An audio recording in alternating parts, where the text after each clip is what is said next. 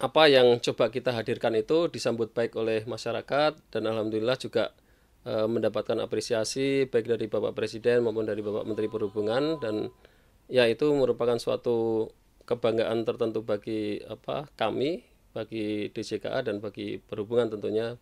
Ya so far aman ya, so far bisa bisa berjalan dengan baik dan ke depan mudah-mudahan itu tetap terjaga dan nanti bisa terbukti bahwa itu layak untuk kita gunakan sebagai salah satu moda transportasi yang bisa digunakan di Indonesia. Nah ini harapan kita ini menjadi salah satu solusi ya, yang solusi baru tentunya untuk investasi di bidang perkeretapian di Indonesia. Gitu ya. Di samping tadi menjadi solusi juga untuk mengatasi masalah lingkungan ya, karena kan ini green transport ya, green transport hanya dengan tidak ada emisinya sehingga itu juga menjadi salah satu hal yang bisa kita gunakan untuk mengatasi isu lingkungan. Jadi ini harapan ke depan kita tentunya akan menjadi salah satu moda kereta yang lebih baik gitu ya.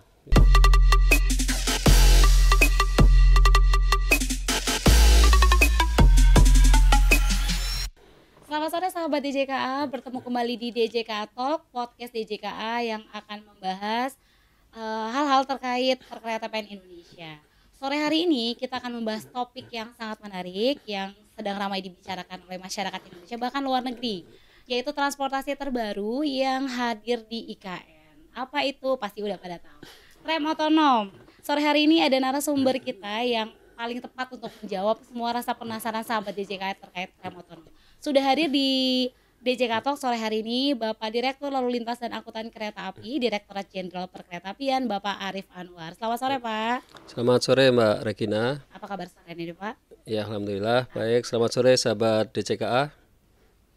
Siap. Sore hari ini kita mau ngobrol terkait rem otonom nih, Pak. Ini udah menjadi perbincangan di masyarakat. Tidak cuma di Indonesia ya, Pak. Ini bahkan media luar negeri juga penasaran. Rem otonom ini seperti apa? Yang pertama pertanyaan adalah teknologi apa sih Pak yang digunakan oleh ART di IKN ini, yang digunakan di IKN ini Pak? Ya baik, terima kasih Mbak Regina ya, sobat DJKA semua ya. Jadi seperti tadi yang disampaikan oleh Mbak Regina bahwa pada tanggal 17 Agustus kemarin pada saat upacara peringatan Hari Kemerdekaan kita ke-79 kemarin dioperasikan salah satu teknologi terbaru di bidang perkeretaapian, yaitu yang tadi disebut oleh Mbak Regina tadi adalah tram otonom. Nah kalau sahabat DJK barangkali selama ini mengenal apa yang disebut-sebut sebagai ART ya, Autonomous Rail Rapid Transit. Nah itu kalau kita bahasa Indonesia kan tram otonom. Tadi ditanyakan mengenai teknologi apa gitu ya Mbak Regina ya. Teknologi apa yang digunakan oleh ART? Nah jadi sesuai dengan namanya ya, Autonomous Rail Rapid Transit. Jadi teknologi yang digunakan sebenarnya adalah sama seperti tram, tetapi dia otonomus. Nah, otonomus di sini artinya yang ada saat ini dia berjalan di atas rel yang virtual ya, track sebenarnya tidak benar-benar virtual karena di sana ada guided-nya yaitu berupa marka ya. Jadi tidak menggunakan rel, tetapi dia di-guided menggunakan marka. Nah, kemudian untuk teknologinya sendiri, dia itu nanti bisa driverless Mbak Regina, makanya dikenal sebagai autonomous. Jadi memang sistemnya itu berjalan karena dia membaca marka ya Pak, tanpa driver. Yeah. Udah kayak LRT ya Pak. Siap. Selain di Indonesia nih, Indonesia kan baru nih Pak kehadiran ART atau tram otonom ini. Kira-kira di negara mana lagi sih Pak yang udah memiliki transportasi seperti ART ini Pak? Ya, jadi kalau ART ini dia sebenarnya berasal dari Cina. Jadi produsennya adalah CRRC ya, China Railway Rolling Stock ya. Jadi CRRC. Nah ini dari CRRC ini sudah digunakan di beberapa negara ya, seperti di Malaysia sudah ada, kemudian di Uni Emirat Arab ya, itu sudah ada. Kemudian di Australia itu juga sudah ada juga di sana. Nah ini kita Indonesia juga akan mencoba menerapkan itu juga. Bangga ya Pak, Indonesia sudah menjadi salah satu negara yang maju menggunakan ART ya Pak. Nah supaya untuk menjawab penasaran masyarakat Indonesia sahabat DJK, kira-kira apa sih Pak spesifikasi teknisnya dari ART ini, dari tram otonom ini, dari segi prasarana maupun sarana, kayak berapa sih kapasitas penumpangnya dan lain sebagainya. Boleh dijelaskan Pak ke sahabat DJKA, silakan Pak. Ya, kalau spesifikasi teknisnya mungkin pertama dari prasarananya ya. Dari prasarana itu untuk ART ini dibutuhkan lebar lajur ya. Karena ini menggunakan jalan ya, jalan raya. Tetapi lebar lajur yang dibutuhkan 3,5 meter. Jadi sesuai dengan jalan raya. Kemudian gradiennya itu dia bisa maksimal 15%. Nah, kalau kita melihat teknologi kereta yang ada sekarang ini kan tidak sampai 15% ya. Jadi maksimal paling hanya sekitar 3% ya. Nah, ini dia bisa mencapai 15% untuk gradiennya. Kemudian radius putarnya itu R-nya itu dia bisa minimal sampai dengan 15 meter, Pak. Kalau kalau teknologi kereta konvensional kan nggak sampai 15 meter ya. Lebih besar mungkin sekitar 60 sampai apa minimal sepertinya 60-an meter gitu ya. Nah, kemudian daya dukung jalannya ya, ini harus dia bisa ini di atas 9 ton ya. Jadi kekuatan ART ini minimal 9 ton daya dukung yang dibutuhkan. Kemudian kalau kita berbicara terkait dengan haltenya itu dibutuhkan platform kurang lebih dengan ketinggian platformnya sekitar 30 cm. Ini tentunya disamakan dengan atau disejajarkan dengan platform dari lantainya ART itu sendiri ya, atau tram otonom. Kemudian panjangnya untuk di Indonesia, untuk di IKN, karena kita menggunakan 3 kar untuk tram otonom, sehingga dibutuhkan kurang lebih sekitar 30 meter nih untuk panjang platformnya.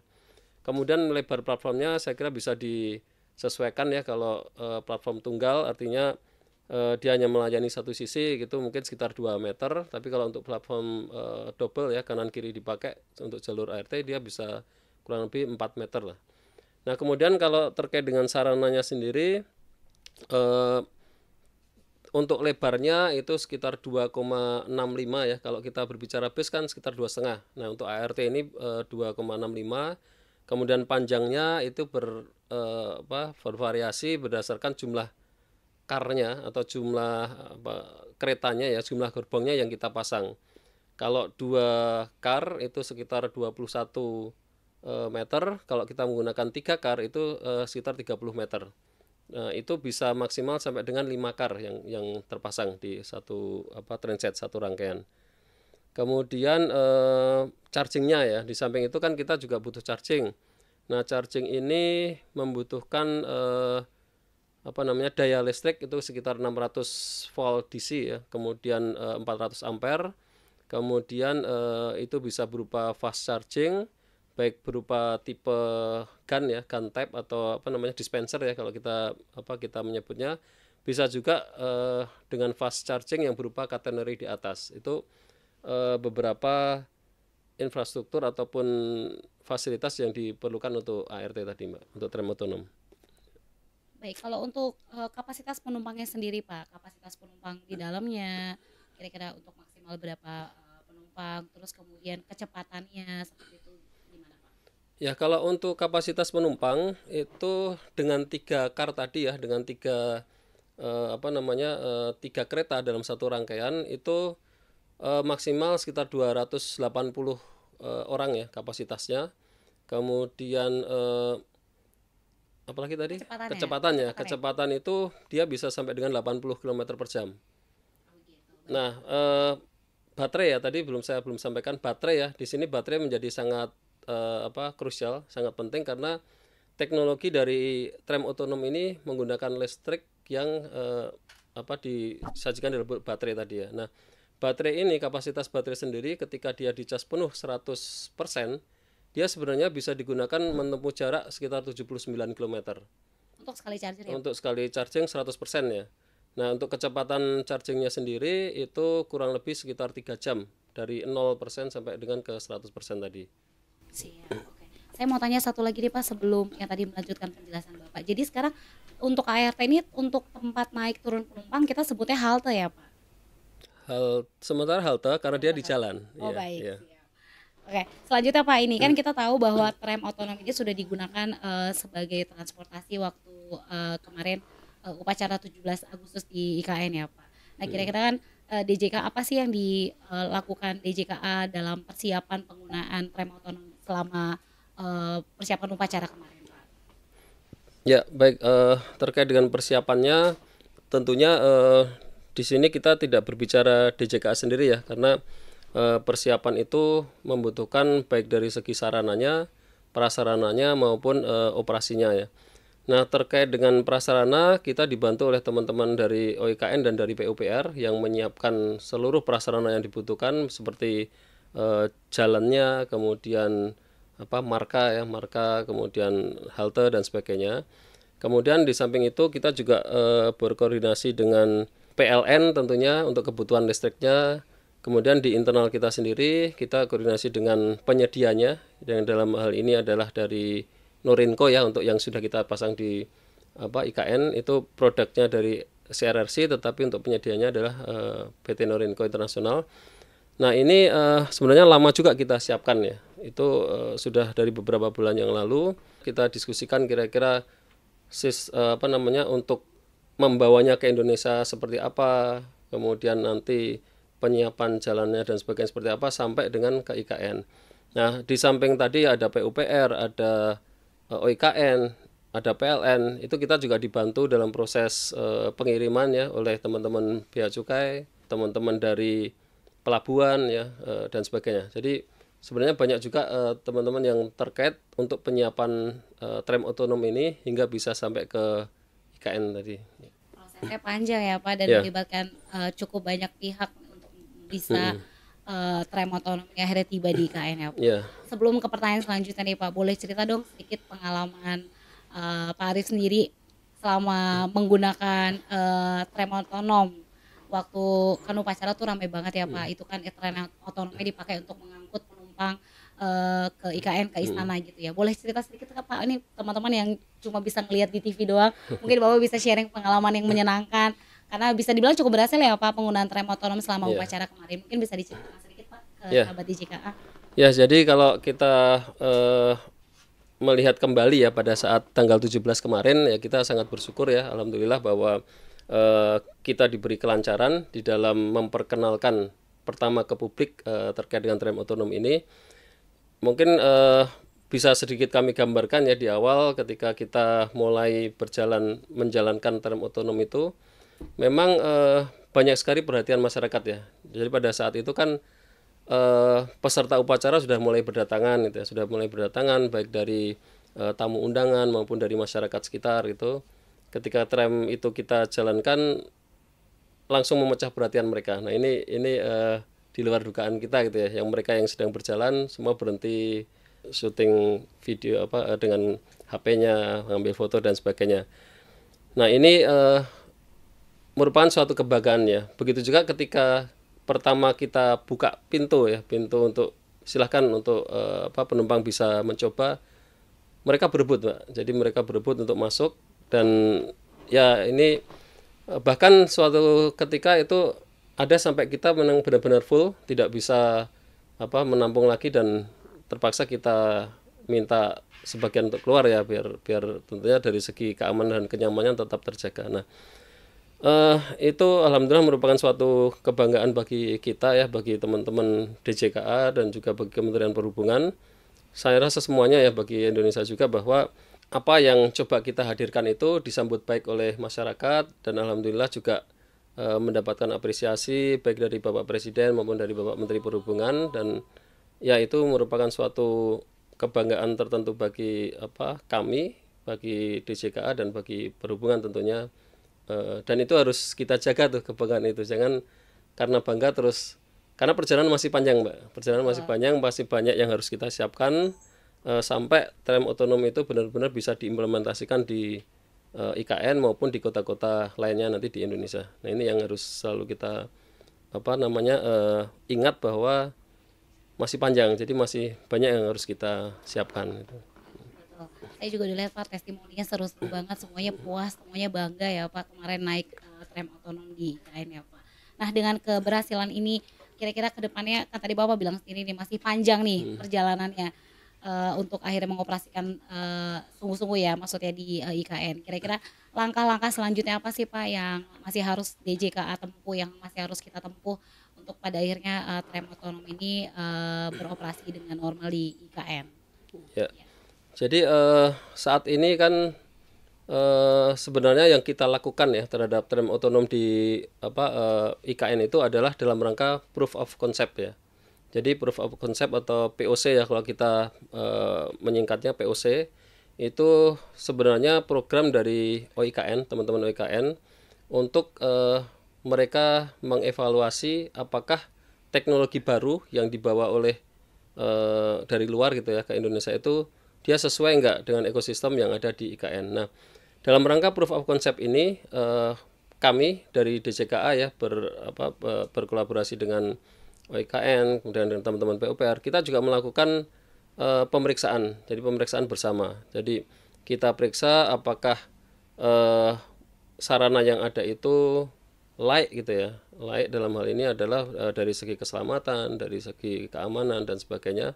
Apakah bisa berjalan, berfungsi dan aman nanti untuk untuk digunakan sebagai transportasi umum selanjutnya. Nah, proof of concept ini berlangsung selama 2 bulan, nanti akan sampai dengan sekitar tanggal 9 Oktober. Ini pada saat proof of concept ini kami bersama-sama dengan OIKN dan PUPR melakukan evaluasi. Jadi setiap hari kita monitor, kita lakukan pengawasan itu ya terhadap jalannya operasional dari ART itu. Nah, nanti di akhir proof of concept itu kita akan melakukan evaluasi apakah ART ini atau tram otonom ini memang layak gitu ya untuk digunakan sebagai salah satu angkutan umum ataupun moda transportasi umum dalam hal ini kereta yang bisa digunakan di Indonesia sebagai untuk layanan ke masyarakat gitu. Jadi saat ini seperti itu Mbak. Nah, kedepannya kalau memang itu sudah terbukti layak gitu ya, terbukti layak itu akan kita terapkan di tahun 2025 itu pertama untuk transportasi di IKN ya. Nah, itu yang sedang kita siapkan baik dari segi regulasi, kemudian nanti akan kita lelang juga pelaksanaannya bukan berarti yang kemarin sudah ada di IKN itu terus nanti yang akan melayani enggak, tapi nanti kita buka lelang. Sama seperti pengadaan proses pengadaan lainnya, kita akan adakan lelang untuk operator. Siapa nanti yang menang lelang dia yang akan melayani atau menyediakan ART tersebut. Jadi kedepannya seperti itu dan ini juga kita kenalkan juga ke ke kota-kota lain ya, ke kota-kota lain yang ada di Indonesia. Jadi bukan hanya di IKN tetapi itu nanti akan menjadi suatu moda angkutan umum yang memang akan dirasakan oleh seluruh masyarakat baik itu di IKN maupun di kota-kota lain di Indonesia gitu. Target pengoperasional tadi udah dijawab ya, berarti perkiraannya itu 2025 udah bisa digunakan ya Pak? Target kita seperti itu ya, tapi nanti kita lihat juga dari hasil POC ini ya. Selama ini kalau kita perhatikan sepertinya sih aman gitu ya, sepertinya aman dari hasil pemeriksaan yang sudah dilakukan teman-teman kemarin sebelum proses untuk 17 Agustus kan kita periksa dulu Mbak. Kita periksa dulu kemudian dari hasil operasional 17 Agustus dan ini masih berlanjut ya. Ya so far aman ya, so far bisa berjalan dengan baik dan ke depan mudah-mudahan itu tetap terjaga dan nanti bisa terbukti bahwa itu layak untuk kita gunakan sebagai salah satu moda transportasi yang bisa digunakan di Indonesia. Siap, terima kasih Pak. Sebelum ke pertanyaan berikutnya kita boleh mungkin membaca pertanyaan. Jadi sebelum DJK Talk dimulai kita udah kasih kesempatan Pak untuk sahabat DJKA lewat Instagram kita untuk memberikan pertanyaan terkait dengan tram otonom. Jadi kita mau langsung baca aja, boleh ya Pak? Nanti kita akan bacakan 3 pertanyaan. Okay. Mohon Pak Arief boleh bantu menjawab. Yeah. Pertanyaan pertama dari @jasa_penerjemah_tersumpah_madani, ya panjang sekali ya nama akunnya. Pertanyaannya adalah itu bus gandeng bukan sih? Nah ini pertanyaan yang paling ramai dibicarakan di masyarakat antero Indonesia ini Pak. Mungkin bisa dibantu jawab Pak. Ya, memang betul banyak sekali pertanyaan itu ya, terkait dengan perbedaan apakah itu kereta atau bus gandeng sih gitu. Jadi kalau kita melihat ya, mungkin dari segi fisiknya barangkali Sobat DJK juga bisa melihat ya, kalau yang sudah melihat langsung di KN pasti paham, atau yang melihat baik itu di YouTube ataupun di Televisi, televisi sosial ataupun media. di sosial media. Kalau kita melihat kan untuk tram otonom ini atau tram itu ya, kita di sini ada dua muka nih, Pak. Jadi di tram itu tidak punya, atau kereta itu tidak punya ekor ya. Di depannya muka ya, di depannya adalah Di belakang juga muka ya. di belakangnya juga muka. Nah, ini secara fisiknya kelihatan seperti itu gitu. Jadi kereta ini nggak pernah mundur nih. Kereta itu maju terus gitu ya. Jadi ke depan maju, ke belakang pun juga maju karena kepalanya berpindah gitu ya. Nah, itu dari segi fisiknya. Kemudian dari segi dimensinya, tadi ya sedikit saya sampaikan tadi, misalnya lebarnya itu untuk tram otonom sendiri untuk RT ini adalah 2,65 ya. Sedangkan kalau bis itu 2,5. Panjangnya kalau saya nggak salah untuk ketentuan di Indonesia itu bis itu maksimal 18 meter ya. Sedangkan tram otonom ini bisa lebih dari 18 meter. Tadi kalau misalkan hanya 2 kar yang kita pasang aja udah 21 meter nih. Kalau 3, 30 meter gitu ya. Kalau 5 mungkin bisa sampai 50 meter kurang lebih. Nah, ini eh, secara fisik perbedaan seperti itu. Kemudian dari segi definisi nih, kalau kereta itu kan sebenarnya harus ada, kenapa disebut kereta, dia harus ada guided-nya gitu ya. Dia eh, di punya jalur tertentu gitu ya, ada guided-nya lah, ada pemandunya. Nah, ini untuk tram otonom ini dia pemandunya bisa berupa marka, marka garis putus-putus biasa itu ya, marka baik itu di tengah jalur ataupun di tepi kanan kiri jalur. Bisa juga dia berupa paku magnetik. Jadi ada dua teknologi ya, tadi lupa belum saya sampaikan. Jadi dia bisa membaca paku magnetik di tengah jalur, bisa juga dia membaca marka. Kalau bus kan dia tanpa guided, tanpa pemandu. Jadi dia bisa dengan sena sendiri geser kanan kiri gitu ya. Kalau ini tram ya, tram otonom, dia nggak bisa geser kanan kiri sesuai dengan panduan tadi. Nah, memang salah satu keunggulannya untuk tram otonom ini karena pemandunya hanya berupa marka atau paku magnetik, sehingga pada saat darurat dia bisa keluar jalur dengan gampang nih. Misalnya di depannya ada halangan gitu ya, dia bisa secara sistem dirubah ke manual gitu, kemudian dikendalikan oleh sopir, driver, menghindari gangguan itu. Kalau rel itu kan kita nggak bisa keluar jalur ya. Nah, itu salah satu keunggulan tram otonom ini gitu ya. Semoga bisa menjawab pertanyaan sahabat DJK ya. Jadi jangan tanya lagi itu kayaknya bus gandeng deh, bukan ya. Itu bagian dari perkereta apian ya, Pak Ya, ya. ya. Oke, pertanyaan kedua dari akun @ong.ali. Pertanyaannya, karena lintasan yang menggunakan jalan umum, kalau di depan ada halangan semisal kecelakaan lalu lintas, ada kendaraan nyelonong, kemacetan, sampai iring-iringan mobil presiden lewat, tramnya bakalan ngalah dong. Jadi tidak tepat waktu. Nah, ini dampaknya kalau tadi Bapak udah bisa jelasin bisa secara manual berbelok. Nah, ini sekarang dampaknya kepada ketepatan waktunya, Pak. Gimana, Pak? Ya. Jadi pertanyaan menarik juga nih ya. Jadi karena ini merupakan kereta gitu ya. Salah satu keunggulan kereta kereta itu dia mempunyai prioritas, Pak. Nah, jadi kalau bukan halangan yang bersifat misalnya kecelakaan ataupun bencana alam dan sebagainya, prioritas itu tetap dijalankan gitu ya. Jadi misalkan ada lampu merah nih, kita berjalan lampu merah, tetap dia akan jalan karena tadi kita sistemnya adalah kereta. Kereta itu pada saat dia bersinggungan atau crossing dengan jalan umum, tentunya kereta yang didahulukan. Nah, itu sifatnya seperti itu. Jadi kita prioritas. Nah, jadi walaupun ini dia bisa fleksibel gitu ya, karena dia di jalan raya dan bisa berbelok kalau kita mau ya, tetapi sistemnya adalah kereta. Berbelok keluar sistem itu, keluar jalur itu sebenarnya tidak diperbolehkan gitu ya, kecuali tadi untuk tanggap darurat dan sebagainya. Nah, jadi teman-teman jangan salah, jangan takut ketepatan waktunya nggak sesuai, karena sebenarnya ini yang kita jaga untuk sistem kereta. Jadi tetap kita harus di jalur yang benar ya, di jalurnya tram otonom tadi. Hanya pada saat tanggap darurat itu salah satu kelebihannya, dia bisa kita paksa untuk manual gitu. Oke, kita lanjut ke pertanyaan ketiga, pertanyaan terakhir dari sahabat DJKA. Dari @hendrilm, apa kereta ini mirip sistem kerjanya dengan program open source line follower? Jika iya, sudah dipertimbangkan alternatifnya jika ada kendala di sensor, data, kecerahan, kondisi existing operasionalnya. Semoga semua sudah diantisipasi. Gimana Pak? Ya,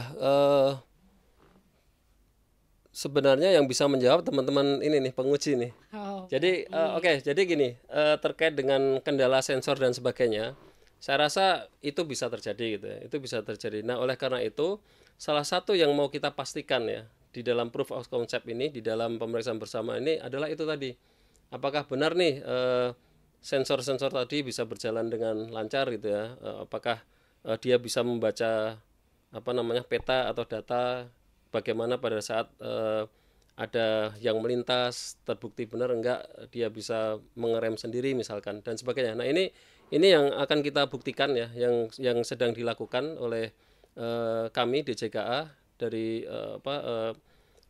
dan juga nanti oleh teman-teman EKN gitu ya. Ini yang sedang kita buktikan. Nah, dari segi operasionalnya kemarin aman kan, lancar.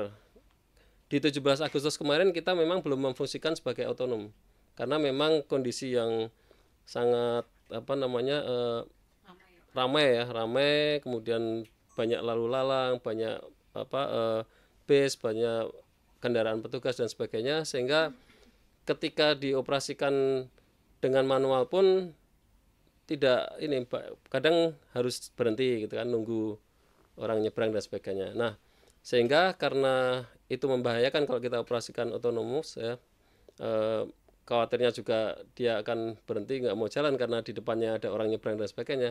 Makanya pada saat kemarin kita operasikan secara manual.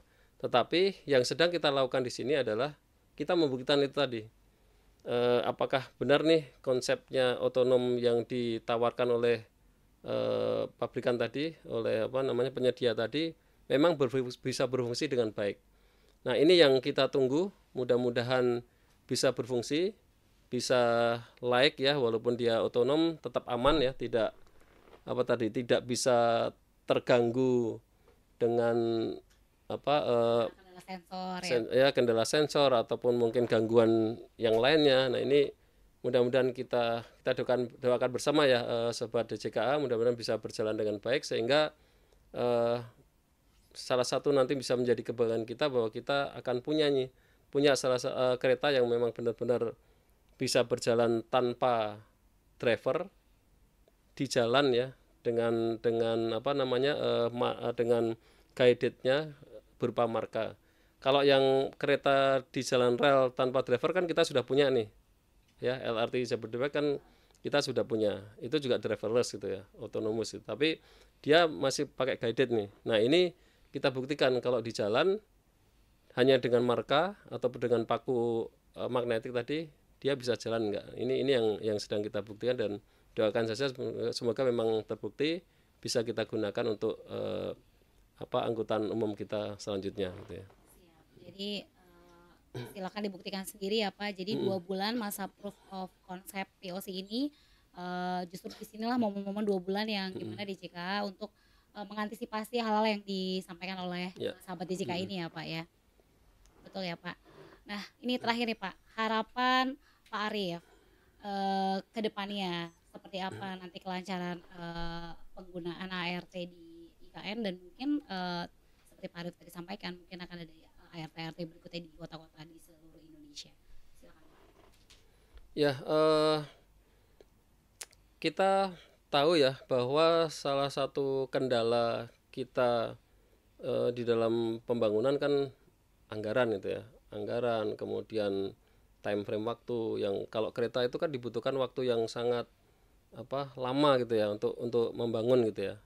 Nah, yang diberikan berikan atau yang diberikan oleh tram otonom ini adalah kita tidak membutuhkan waktu yang lama di dalam persiapan pembangunannya, karena kita berjalan di jalan raya gitu ya. Tinggal nanti apakah ekosistem jalan rayanya sudah mendukung atau tidak, itu misalnya lebar jalan dan sebagainya. Kita nggak perlu lagi membangun rel, sehingga tentunya akan lebih cepat, penyediaannya akan lebih murah karena biaya investasinya tidak perlu ada pembangunan infrastruktur kembali, itu akan lebih murah. Operasionalnya pun lebih lebih hemat gitu ya dibandingkan dengan operasional untuk kereta lainnya. Nah, ini harapan kita ini menjadi salah satu solusi ya, yang solusi baru tentunya untuk investasi di bidang perkeretapian di Indonesia gitu ya. Di samping tadi menjadi solusi juga untuk mengatasi masalah lingkungan ya, karena kan ini green transport ya. Green transport hanya dengan tidak ada emisinya, sehingga itu juga menjadi salah satu hal yang bisa kita gunakan untuk mengatasi isu lingkungan. Jadi ini harapan ke depan kita tentunya akan menjadi salah satu moda kereta yang lebih baik gitu ya. Harapan kita bersama ya Pak, semoga ART ini bisa berjalan dengan lancar, menjadi moda transportasi yang sangat bermanfaat untuk digunakan di IKN, juga mungkin menjadi moda transportasi pilihan juga nanti di kota-kota lainnya. Betul. Sekali lagi terima kasih Bapak Arif Anwar untuk kesempatannya sore hari ini sudah membagikan informasi-informasi penting. Ini bisa menjawab penasaran sahabat DJKA semua yang udah banyak banget masuk ke Instagram DJKA. Jangan lupa follow Instagram, X, YouTube, Ditjen Perkeretapian @ditjenperkeretapian. Next episode kita akan membacakan kembali 3 pertanyaan dari sahabat DJKA. Jadi mulai sekarang bisa pantau, bisa titip pertanyaan di sosmed kita. Pertanyaan yang akan kita baca di episode berikutnya akan mendapatkan hadiah menarik dari Minka DJKA. Oke, terima kasih. Demikian DJKA Talk kita sore hari ini. Sampai ketemu di DJKA Talk berikutnya. Akhir kata, DJKA sigap membangun perkeretapian nasional. Terima kasih, salam sehat semuanya. Sampai ketemu di DJKA Talks berikutnya. Salam sehat, sampai jumpa.